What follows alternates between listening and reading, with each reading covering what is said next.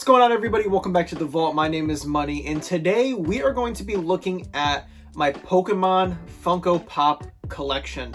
Now, this is something that I wanted to do for quite some time. However, with the fact that Funko keeps pushing out Pokemon Pops so frequently, I felt that there was never like a good stopping point to kind of detail, because I kept being like, oh, well, this is coming out, I want that in the video, or, oh, Funko just announced that Charizard's coming, I want to have him in the video too, you know? So I figured that right now was as good a time as any, so I wanted to go ahead and show you guys all of my rare Pokemon Pops that I have. If you are new to the channel, make sure you like this video down below and subscribe for more content just like this. So the reason I wanted to do an inside look at my Pokemon collection is because my Pokemon set is 100% con stickers. There's not a single shared sticker in this video because I'm a maniac and it's fun to hunt things like that down. We're gonna go ahead and go chronologically here as opposed to numerically, if that makes sense. So I may skip over some things, but don't worry, we will run back and hit those as we go through the video. And I should probably say that we're going to be talking about exclusives in this video, because I mean, who really cares about the commons, right? You guys all want to see the rare exclusives. So the first ever exclusives we had for the Pokemon set were Squirtle and Pikachu, and they were flocked variants in a GameStop box. Now, it was labeled as a mystery box, but there was no mystery to it because the same contents came in every single box. You got these two pops, you got 4 keychains, 2 keychains, 4 pins, maybe a pair of socks. Now, this box was a little controversial because I'm sure it's canon that Pikachu is furry. Makes a lot of sense. But Squirtle being furry really didn't make a lot of sense to a lot of collectors. So this box was kind of like half the community loved this and half the community hated that. And I picked it up for half price, which I think was great. I think the box retailed for 40 bucks and I got it for like $21 or $22 or something like that. So for that price, you can't go wrong because you're getting the pops for $10 each and then all the extra stuff for free, basically. 40 bucks for that box was a little much in my opinion, and I was not going to spend full price on it. So I'm glad that I was able to get these guys at a great deal. We then move on to our first convention that had Pokemon exclusives, and that is Emerald City Comic-Con 2020. Now, I was supposed to go out to Seattle for this convention with one of my good friends. We had our flights booked, we had our Emerald City tickets. I won the Funko and Fig Pin lotteries, if you can believe it. Actually, I think Adam and I each won the Funko lottery, 2 different slots, which is nuts that we both won. And then, of course, the convention got canceled due to what was and is still going on. So I was actually able to get into the Funko lottery virtually and pick up the items that I wanted. And 2 of those items are the flocked Bulbasaur and the flocked Charmander with the con sticker. Now, this convention is pretty much what set the precedent for me getting con stickers on all of my pops, because at the time, I didn't really care, you know? This was the first lottery that I ever won, so just being able to get these guys and not have to worry about Walmart and... where was Bulbasaur shared to? Was it Amazon? I think it might have been Amazon. It was just nice not having to worry about 2 retailers that I really didn't want to worry about, you know? So I picked them up, I got con stickers, and I was like, oh, that's pretty cool. Usually if I ever get my hand on con stickers that I don't want, such as my Mermaid Man over here, I'll sell the con sticker version and then get the shared sticker because it's just a sticker, you know, I really didn't care. But when it came to these guys, I felt special to me because I won the lottery and it was kind of a memory of a trip that never was. So I figured I would keep the con stickers on these guys and then kind of just get the shared stickers from there. Little did I know that these guys were going to set a precedent for the rest of my collection that has been a freaking nightmare. And again, these were kind of controversial as well. I remember seeing the, I think it was the flocked Charmander that leaked first, and people were just kind of like, what? Squirtle's flocked? Charmander's flocked? That's weird. But it was really Bulbasaur that pissed off a lot of collectors, because Bulbasaur, just like Squirtle, is a literal reptile. I understand he's supposed to be a salamander, whatever. But Bulbasaur, why would he have fur? And what really frustrated me about this pop is that his bulb on his back is furry. if it's supposed to be a plant, why would we flock the bulb on his back, you know? We then move on to Wondercon, which had a neater timeline than Emerald City did for that year. Essentially, Emerald City was canceled a couple weeks before the convention, and we all had to scramble as to what was going on. But then when it came to WonderCon, it was pretty much known months before the physical convention that it was going to be canceled. Funko had more time to get their ducks in a row, and this was a lottery open to the public. So you got in there, you bought what you wanted, and then you had a 50-50 shot of getting a con sticker or a shared sticker. And of course, the two flocked Pokemon for this convention were Pichu and Eevee, which to me are better than everything right here because at least both exclusives make sense to be flocked. Con sticker on both Pichu and Eevee. So I won the lottery on these guys. I bought a box for this one, but these two guys right here, this was a freaking free-for-all. It was everybody going in at once trying to get what they wanted, and even if you were able to get the exclusives that you wanted for WonderCon last year, there was still no guarantee that you were going to get a con sticker on your pops. One was Hot Topic and one was FYE, whichever one was where. And I wasn't too worried if I got into the WonderCon booth virtually because I'd be able to go to the stores and pick them up no problem. But I lucked out, and I lucked out twice actually because I got con stickers on both of these guys. And this is where I started thinking to myself, I got con stickers on these, con stickers on these. Like, do I continue this trend? Or do I just cut my losses and consider myself lucky for 2 conventions in a row? I decided that San Diego was going to be the make or break for me. Either I get con stickers or I don't get con stickers, and that'll kind of decide where I go from there. And I'm sure you guys can imagine what happened next. And this takes us to San Diego 2020, which was probably the worst convention in Funko history. For some reason, the WonderCon lottery was a success. The Emerald City Comic-Con lottery was a success, but San Diego 2020, I mean, it was bad. I mean, they had no way to manage their traffic. People like me sat for 25, 30 minutes on a spinning wheel of death while everything sold out to everybody else. It just wasn't a good time. And there were really only, I want to say 3 or 4 things that I was really after for this convention. So I was actually able to check out twice accidentally. I got an order through on my phone and an order through on my laptop, and I was able to get 2 Mewtwo and only 1 Vulpix. So I only had 1 shot of getting a con sticker on Vulpix, and it actually worked out with a con sticker. Now, I wasn't worried about Vulpix at all because it was shared with GameStop, and I mean, GameStop stores had these in stock for a few weeks after the fact, so if I wasn't able to check out with this thing, I wasn't too worried. But Mewtwo was really the item that I wanted to make sure that I got my hands on, considering that it was shared with the Funko shop. And I got 2 Mewtwo, both with shared stickers, believe it or not. But here I am with a con sticker Mewtwo.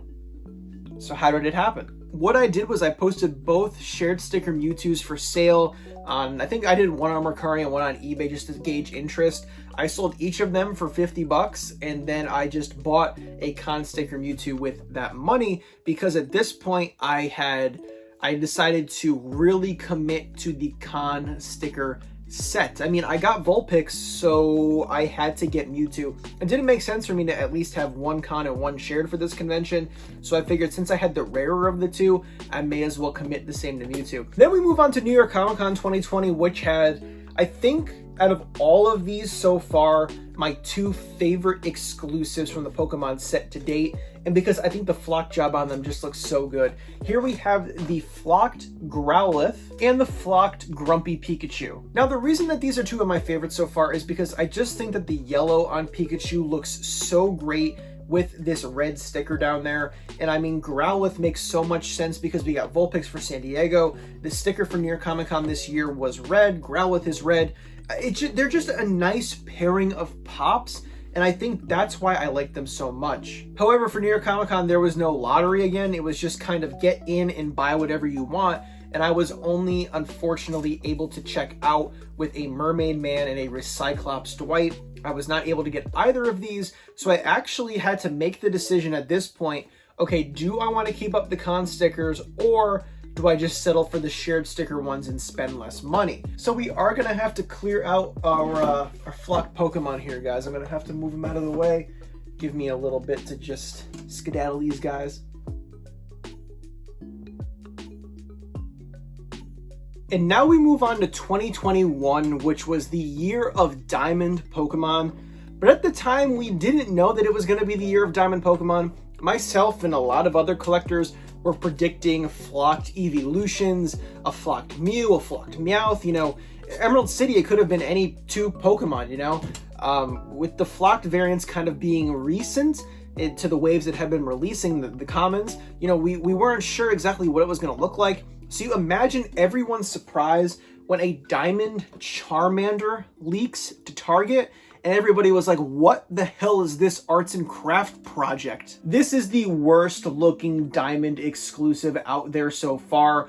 The red and the yellow just doesn't translate well. It's just my least favorite out of all of them so far. And looking at the other Diamond Pokemon we got for Emerald City, the Diamond Vaporeon, this is the most beautiful Diamond Pokemon that we've gotten so far. So there's several things going on with this release that we have to talk about. Number one, I won the Emerald City Comic-Con lottery for the second year in a row. So I was able to pick these guys up with con stickers, which was awesome. This went to Target and this went to Barnes & Noble. Now this did not show up in stores the day of, it was kind of the day after or a couple days later that it started showing up. However, we were able to get these online for a few of my friends the day of. I believe we got 2 or 3 of them for all of us, which is awesome. And then it showed up in store a few days later, but we didn't worry about it at that point. And then at Barnes & Noble, they only got 6 per store. So even if your store let you buy them, you had to be in, you know, that first group of 6. Otherwise, you were completely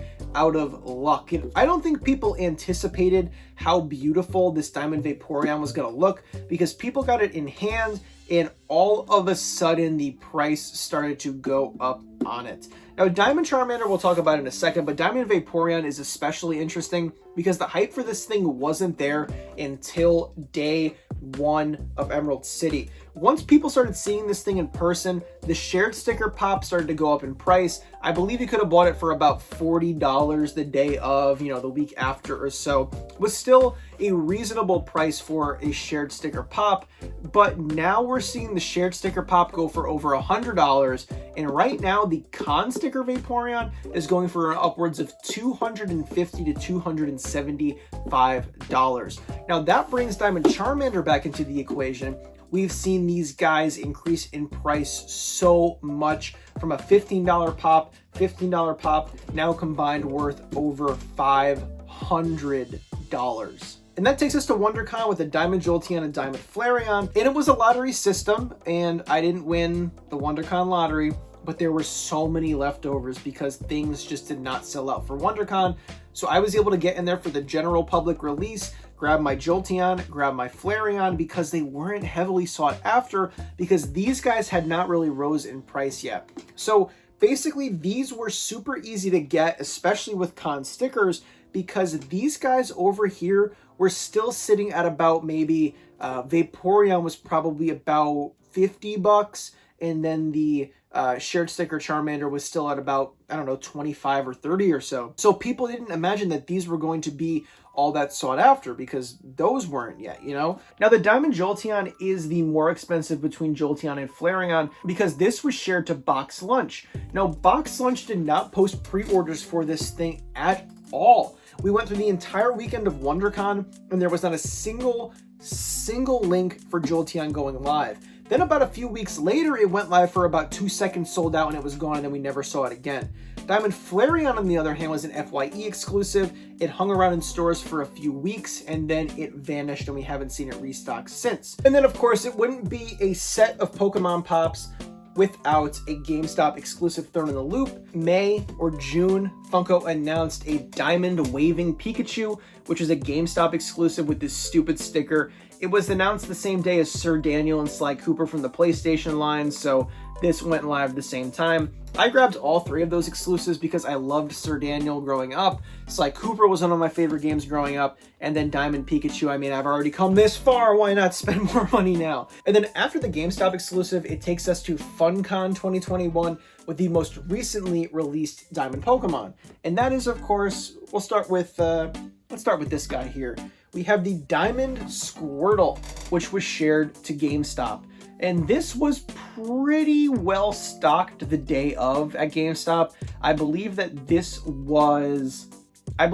had like about a case or 2 cases at our local store. We went to another GameStop afterwards and they still had some in stock. And I mean, online, me and all of my friends were able to grab one basically. So it wasn't hard to get, but it's still pretty rare, especially with the con sticker, because I won the Funkon lottery. So I was able to get in there and get con stickers on my Funkon Pops. And I guess I'll show you the other one here. Here we have the Diamond Bulbasaur, which was shared to Target, and of course the Funko Shop for lottery winners. Guys, the Diamond Bulbasaur is probably one of the rarest items from Funkon. So these were supposed to be in stock on Thursday. You go to the store on Thursday, they say, no, actually the release date is tomorrow on Friday.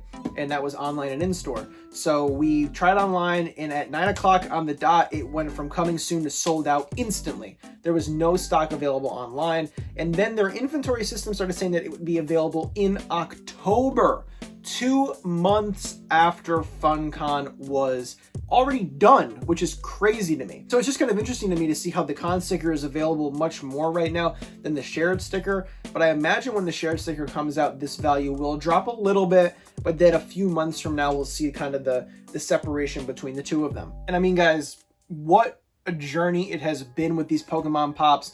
From all the flocked ones that we talked about to all of these diamond ones here.